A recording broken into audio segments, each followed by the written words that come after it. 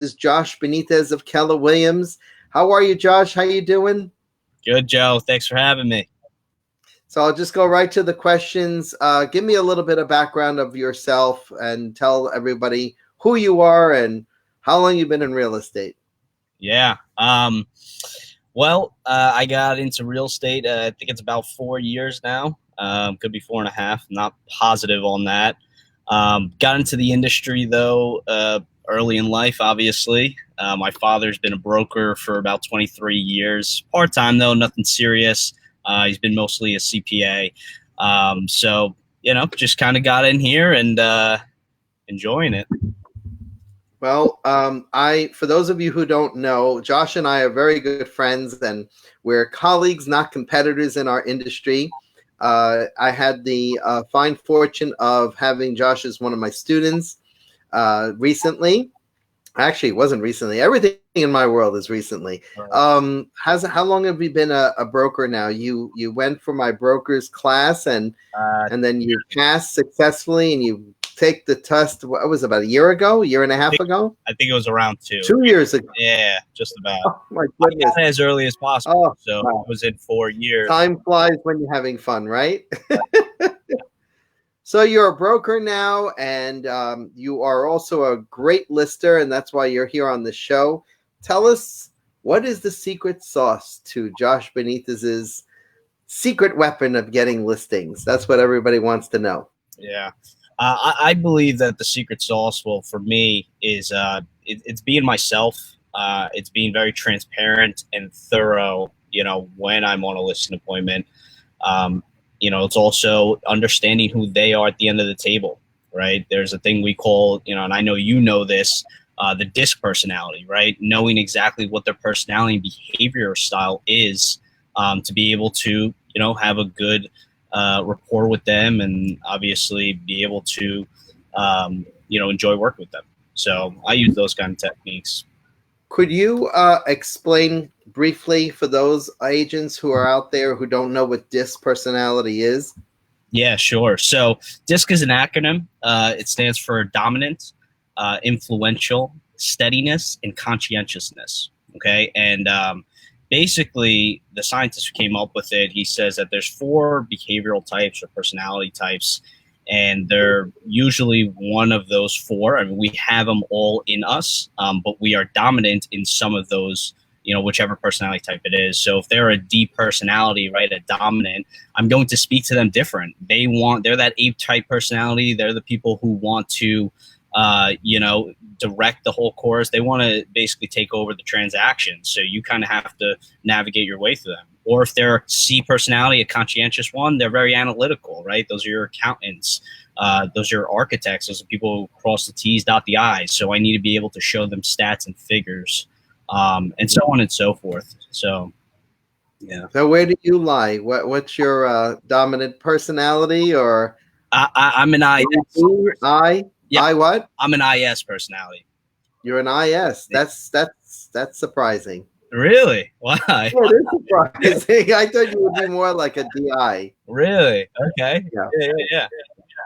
So could those personalities change with in time? Could you see yourself, leaning to one personality over the other? Yeah. So could a person who's an S and a C become a D and an I? Well, that's a big drastic change. So when you really look at the the metric, right, it goes from D to C, right? Basically extroverted to introverted, or willing to do something right now rather to thinking, right? It's a whole scale from left to right. Right. You can change your behaviors or personalities, although they say, I believe, after about 30 or 32, you're pretty much set with that. I mean, you can change it slightly, and you may be dominant in one than the other. Like I've noticed, they say to take it every 6 months to a year, because every time you're really kind of developing and changing. I've noticed a lot of my D personality, where that I'm not dominant in that, but I still have it on the chart, right? We all are made up of all 4 of them. And I've noticed that that's been increasing a little longer. A little higher. And I think that comes from, obviously realizing that in this industry, you have to just not think about things so much, and just do it a lot of times, because you're going to fail forward. And that's the goal. So, Fail forward. so tell me, I'm a new agent, right? I'm coming into the business for the first time. Do I take this personality test to make myself a little bit knowing of my, do I take it to understand myself in order to go on a listing presentation, to understand the client and what the client needs? Is that why I'm doing this? So yeah, I always I'm a coach too, so I always talk to the coaching students when they're new. I right off the bat they're taking that assessment, and the reason is, and I tell them this, is I want you to know yourself, because I want you to be self-aware of who you are and your behaviors and your tendencies of what you're doing, and I want you to know your clients, and I want you to know who you're speaking to at the end of the table. So it's a little bit of both. It's a great informative insight. So how do you use DISC to list more homes, or to what is, when we talk about your secret sauce, Yeah. are you using DISC to understand which client you're going to get along best with, or do you know for a fact if that client is ready to list with you right now? So I'm using DISC to close. And if we're at the end, if you're a seller and I'm an agent, right, and we're at the kitchen table and we're about to sign, and I ask you for the listing and I want to get you on the market, I'm going to simply ask you, based on our whole listing appointment, right, our consultation, if you're a D personality, I'm going to say, what else, do you need to see, right, to make things happen? Yeah. At the end of the day, they want control, right? If you're an I personality, you're influential, you want to do things together. So I simply close with, hey, what else do we have to do together for us to get on the market?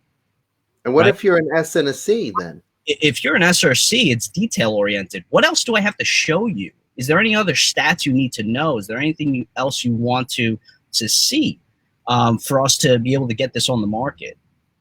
So without harping too much, how long does the DISC test take? Wow, I got that all out in one shot. How long does this take with a person? How long is the test? Well, with a with an assessment for yourself to get it, it's about 15 minutes. Nothing crazy. 15. Okay. You got to have undisturbed noise, because any kind of thing that disturbs you, if you got your spouse or you got your dog or your kids or something in your way, you're gonna have a different personality or outlook, and it's gonna alter your exam or your. Okay. When I'm in front of clients, I'll usually know within the first 5 to 10 minutes what personality they are, because I ask certain questions that are gonna have them respond the way that I want to, find out exactly what we're dealing with, right? Who they are. Okay. What is your best advice to a new agent coming into this business? Best advice to a new agent. We've all been there, and you've been there. So what would you tell yourself, 3 or 4 years ago? Yeah. What would you have told yourself different than what you know about the industry today? So it's all about lead generation, right? And nothing else matters. It is simply talk to people, have conversations, set a goal for yourself about that. It's just that, so many agents want to worry about their business cards and creating magnets and sending out mailers. And, I feel the most effective way is just going out there and talking to people. And you can do that in numerous ways. There's not one way to do it. You can do it through calling, door knocking, open houses, walking into Home Depot, talking to contractors, right? There's so many ways. Just have conversations about real estate. And like I said earlier, set a goal for it every single day, whether that's 20 people, 30 people, 50 people. And that's the only thing to focus on. There's nothing else. It's good. It's good. Excellent stuff. And what would you offer as far as advice for a seasoned agent, somebody like me who's been in the business 20, 30 years? Yeah. Don't get complacent. And I think that, we stand on the shoulders of giants, that people have done it before us, right? And even if you're seasoned, there's still someone who has a greater business than you. Unless you're the number one agent in the world, you don't get complacent, because there's always something different you can do. There's always a style of method, right? You know, a lot of seasoned agents are on referral basis, right, or a referral business, and 99% of their business is referrals, right? That's kind of terrible when you think about it, because that means you're not talking to enough new business. So I would say don't get complacent and keep up with the times. Our big block of business and our models, as we get older in our industry, is always consistent with the amount of people that we have served for a long time. Absolutely. And what I learned over the last 10 years alone is that I've had a relationship with customer A, but I didn't understand who customer A's family was and their family members. And, I'm serving 3 generations now of the same family. I'm on my 3rd generation because I kept consistent with not just the first client I ever had in business, but I kept it consistent with her children. And now her grandchildren are coming to me. There are not that many realtors of my age group in the amount of years that I've been doing this that do that, because they felt that there was always a purpose, or there was always that one client that would give them consistent amount of business. Right. One year, and this is where I realized it, in 1 year, I lost 12 clients. 12. Wow. I mean, they were older, senior citizens, some tragically passed away. I was going to a funeral every single month that year. And it was just one of those things where you become family to them. And you're more than just a real estate relationship. You're more of a familial relationship. And I realized that I didn't know their family members. I walked into the funeral parlors, the funerals, and I didn't know who they were, and they didn't know who I was until I actually said my name, and they go, "Oh, yeah, your mom or aunt or whatever is so and so," and then that was it. And then the next time I saw their house up for sale, it was with someone else and not me. The only time I got to be their realtor was when they willed me. They put me actually as the designated realtor in their will. Wow. So to your point, absolutely stay relevant and not complacent. That's just one of the things I think that is such a rabbit hole for realtors like me to go down. Yeah. But new agents, though, how do they form a book of business? How do they start? You were a new agent. Did you just get people? Did you inherit people? So no, not at all. Did you buy a book of business is what I want to know. No, not at all. And, it goes back to my first point that, the advice I'd give to a new agent, it's all about lead generation. When I was starting out, my first year, I got about 10 listings, and, Right. it's nice. But then when you realize, I didn't sell all of it, it's not so nice. Right. Right.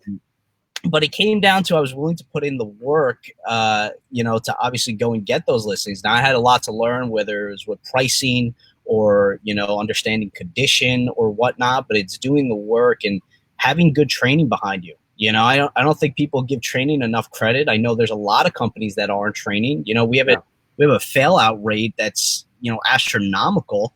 87%. It's insane. And I think a lot of it, a majority of it, comes to agents not knowing what to do or how to do it or what to say. And they don't have enough training. So, I made a great mistake when I was first starting out in a company that was, put training at the top of their checklist. Right. And I wasn't showing up to the office for the first 6 to 8 months. And when I really got in there is when I understood what this business was really all about. And that it's not just selling homes. It's not about, just, being a salesperson. This is actually a business. What led you to that realization? What led you to that? There had to be something that triggered that. No, it was the training. I went to the trainings, and these top agents were, I'm sitting there and they're making, $200K and $100K or more, right? And they have employees, right? Which, nobody ever thinks about or talks about is agents can actually hire employees, pay them a W-2.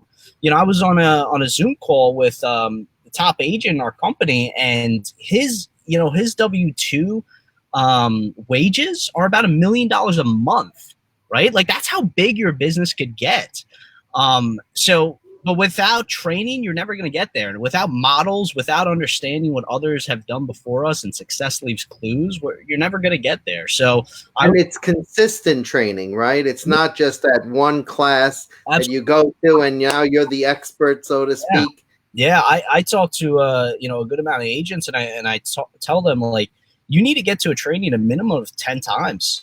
If you're taking a training course or a program, do it 10 times. It's like reading a book. And I get a lot of controversy on it because they're like, well, I already did that, or I already, read that book, or yes, you did, but now you're a different person than what you did. You implemented some, and you gotta kind of learn from that. You have to master this.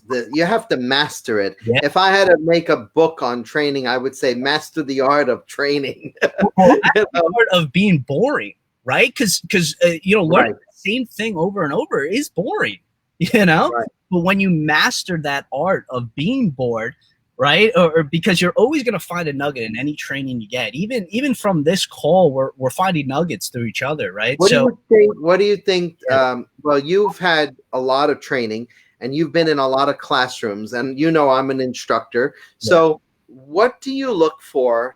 And this is a good question. I don't think I've ever asked this question on this show, but what do you look for in an instructor that has to be, non-boring for you to be engaged? Yeah. Well, number one, it's getting us engaged. It's having charisma. It is teaching actually real, not necessarily from the book, but strategy, right? I find that a lot of real life experience. Yeah, and I find a lot of real estate instructors, definitely not you though, but a lot of real estate instructors, they just teach straight from the book, and it's stuff that is antiquated and it doesn't work anymore. Like, who's having the higher level conversations where you can hire a transaction coordinator, you can hire an administrative assistant, you can hire a closing coordinator, a buyer's specialist, a listing specialist, like who, having those real next level trainings, because most agents just want to sell houses. They don't want to run a business. Like, you can actually back out of this business, put a manager in place, and collect, royalties off your own business one day. So, those kinds of conversations are great, right? Like, and having instructors that can understand that at a high level, and not just hey, this is how you, close a transaction, right? Because if you've gone through your first deal, that's you understand that it's all the same thing over and over. You know what I find, Josh, in the beginning, as a new agent, starts his or her career, initiates, they don't have a business plan, they don't have a vision board, and they don't have goal setting. Yeah. And I think those are the first three things that an agent should learn in the very beginning. And I'm going to put your suggestion in as the fourth one. I think I'm going to do a fourth learning curve, and I think that is lead generation. Absolutely. But I think that if you don't have some sort of a business plan, and I know you and I always talk about our business plans, we always talk about our goals, our visions. I always say we should be working together, but that's a story for another day. But I think that if an agent was to put those essentials into their business, right? I think that's a very good start out the gate. I've always suggested career nights. There are some people in our industry, let's face it, that were never given a proper introduction to real estate. People who, these talk shows like TNT and whatever, they all talk about, selling houses in the course of an hour, right? Mm-hmm. And they make the real estate business so, fantastical that they don't know what you and I know, but or maybe they do know, and it's sensationalism on TV to portray us in a different light rather than the light that has been portrayed. That but here's this failure rate that you and I are talking about right now, and we're trying to solve a very, very big problem, and that is for people in general. There's no age group here. Even the older generation of people that come into our industry have this wrong this perception of us that they're going to make $100,000-$200,000 a year out of the gate. Yeah. But if you don't have a business plan Yeah. to work on that, you got really nothing, right? Yeah. Yeah. When I teach my classes, the first thing we talk about is foundation. If you don't have a foundation of proven models and you just get creative with whatever you do, you're going to stumble so much. And just so, not to cut you off, but, Josh and I are realtors here. We sell houses too, but we also have this other side of us, which is instructioners, that we're out there and we're teaching other agents how to be agents. Absolutely. So I don't want people to get confused by this interview that we're just two instructors. Realtors first, right? Realtors first. They're first and foremost. Let me go to another topic. I want to go to law of agency, and I want to ask you, I know all of them are essential to what we do, but laws of agency is our foundation of our business along with the code of ethics. So if I asked if you had a choice to choose, which one is your favorite? Obedience, loyalty, disclosure, confidentiality, accountability, and reasonable care. Which one, if you were given a choice, I know you have to do everything, but if you were given a choice, which one would you choose? I'm going to go with care, right? Reasonable care. Yeah, having reasonable care for your clients, right? Watching their best interest, and actually caring with their situation, right? I think when it comes down to it, any transaction, if you don't have care and you don't start with the relationship first, and you're just worrying about the transaction, your business will diminish. Ultimately, you need to care for your clients. So I would say that would be my favorite one, and I think that's the one that everybody has to use the most, out of all of them. Do you think that a lot of agents are? I know this is going to be a heavy question, a loaded one, but do you think that a lot of agents should use reasonable care at the top of their list when they're going out to list a piece of property? Absolutely. Absolutely. Yeah. Reasonable care. I mean, when you think about it, it kind of leads into everything else. If you don't have care for that client or that listing, you're not going to have confidentiality. You're not going to have disclosure, obedience, loyalty without caring about that person and that relationship you have with them first. Not going to happen. So one can't work without the other in the laws of agency, right? Oh, that absolutely, without a doubt. Yeah. That's right. Our fiduciary duty, our law of agency is our fiduciary.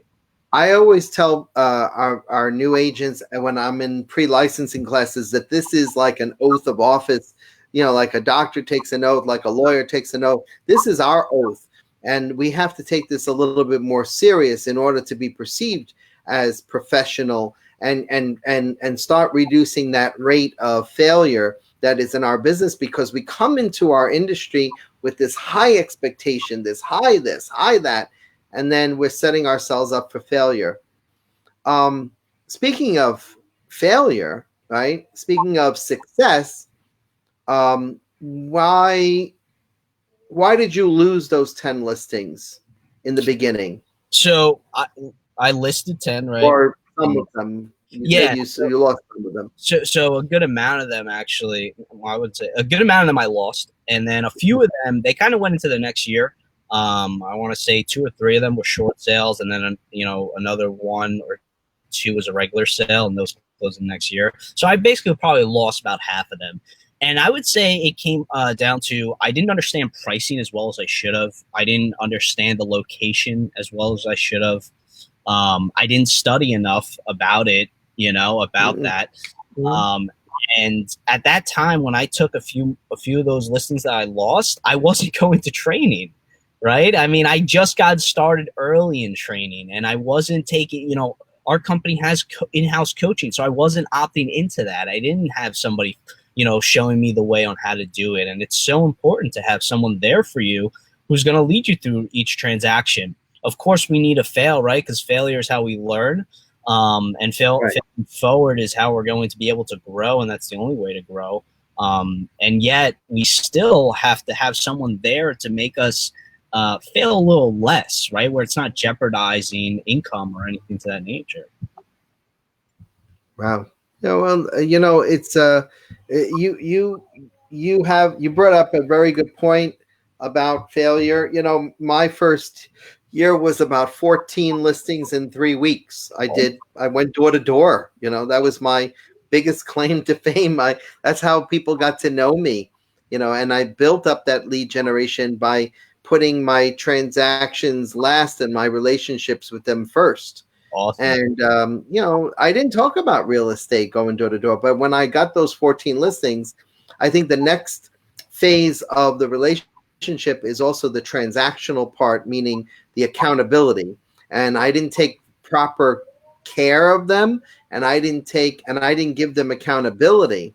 And that's where I failed the most. But I think I lost about 10 of those 14 listings. Yeah, it was a big one, but it was a learning curve, and in this business, the learning curve, people don't give you enough leeway for learning curves. Yeah. They're very judgmental, and they pin, they kind of like paint a picture around the agent right away. So would you suggest, as my last question, you suggest that people take on mentors?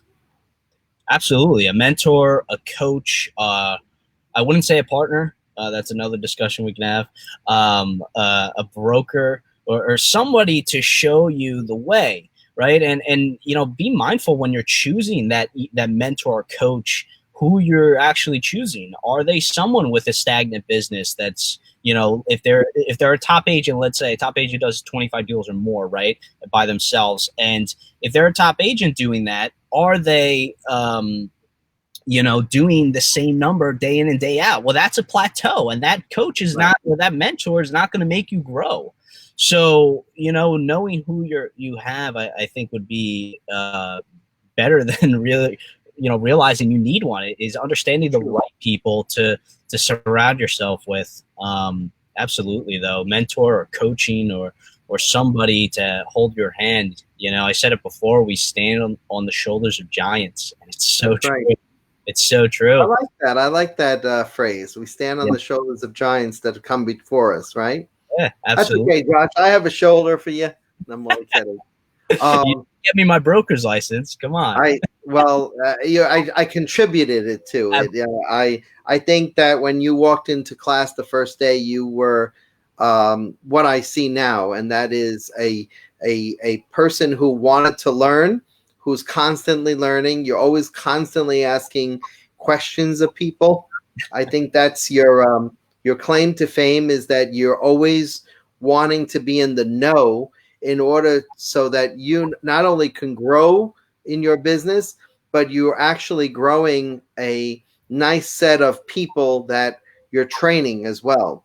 Absolutely. And that's a tribute to you, learning only the good habits and then passing those habits along the way. You've taken from flames of people's candles, and you're lighting other candles, which is awesome. Absolutely. I appreciate it. Yeah, and you're going to go very far, my friend. I know you don't want to reveal, how old you are. However, you're young enough to know that in the future, this is the future now, and you're building a very good future, not just for others, but for yourself as well. And to that, I commend you. I appreciate that, Joe. I appreciate it. All right. Well, is there anything else? Last word? Well, before we get to the last word, I want to jump back into, goal setting, right? We talked about foundation, and, I think it's so important. Some people don't understand how to goal set, right? Reverse engineering your whole, your business plan, right? If you want to make X amount, how many appointments do you need to get that amount, right? It's reverse engineering that whole thing, and you can learn this. And if anyone needs help with it, you can reach out to me or Joe. That would be cool. And, actually have a business plan in state, or a vision board, right? Knowing what you want. It's, I think I heard somebody say a vision board without a business plan is just dreams. And it's so true. I like that. It's so true. Because if we don't have, we use templates like the 411 and the 135, where they turn a macro goal into micro steps every bit of the way. So I kind of want to just touch back on that. That goal setting is so important, and I didn't want to, go over that. No, it's true. It's true. And whether you learn something from me today, or you learn something from Josh today, or even a mentor that you have in your offices, or somebody along the way, it's very important to have that business plan, that vision plan, that vision board, and that goal setting. I usually do my goal setting 3, 6, 9, 12. That's how I do it, because any other way, I find that I never get to those goals. I never accomplish those goals. Yeah, that's the way I do it. But you may have a different style. No matter what it is, it's being proactive in your business. So this show today was more about being proactive, doing things, learning from the best, learning from experience, learning from everything. Today was a really good dynamic episode where we not only touched upon our listings, but we talked about also goal setting and business plans and vision boards. So I want to thank you, Josh, for being on the show. I would like you to, I'd like to see a little bit more of you in YPN of LIBOR, maybe become a top 20 under 40, if not this year, next year, but some along the lines, you deserve that award. And I'm making my personal endorsement of you today. I appreciate it. Well, this has been great. This is another episode of Coffee Talk with the Listing Pros. I'm Joe Sonone of Sonone Speaks Seminars. And I thank you again, Josh, for being on this show. Thanks for having me, Joe. Take care. You too. Bye-bye.